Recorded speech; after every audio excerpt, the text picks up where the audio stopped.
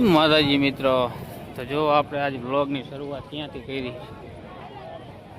દ્વારકાધીશના મંદિરથી. જો સામે છે દ્વારકાધીશનું મંદિર અને આ બાજુ દરિયો છે.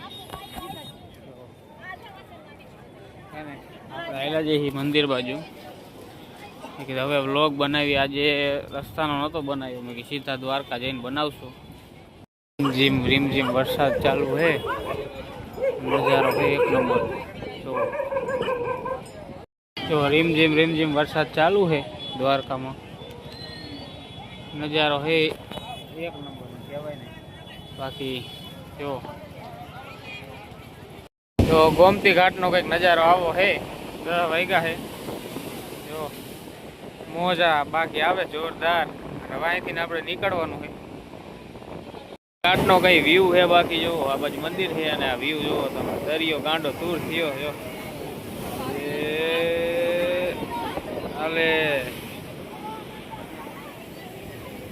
આપણે આવી ગયા સીધા રૂક્ષ્મણી મંદિરે. આપણે થાયકા હેવાની ગરમી આપણે બેઠા. આપણે દર્શન કરવા નથી ચાહતા.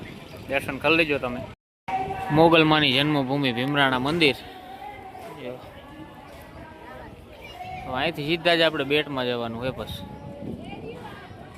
Sudarshan Setu, Bet Dwarka.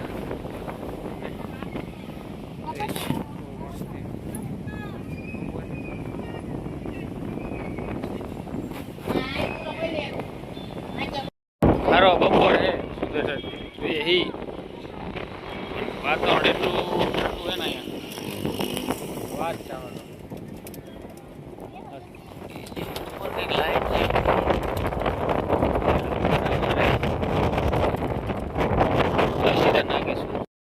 Beach full traffic હો.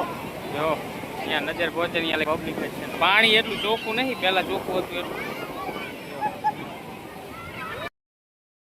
આપણે જો ભાટિયા સીએનજી ની લાઈનમાં હી. જો લાઈન હે મોટી જબર. આપણો વારો હજી આવે એવું નહીં. 20 ગાડીઓ છે. વ્લોગ કરી દે પૂરો. સોમનાથ જઈશું એનો નવો વ્લોગ બનાવશું.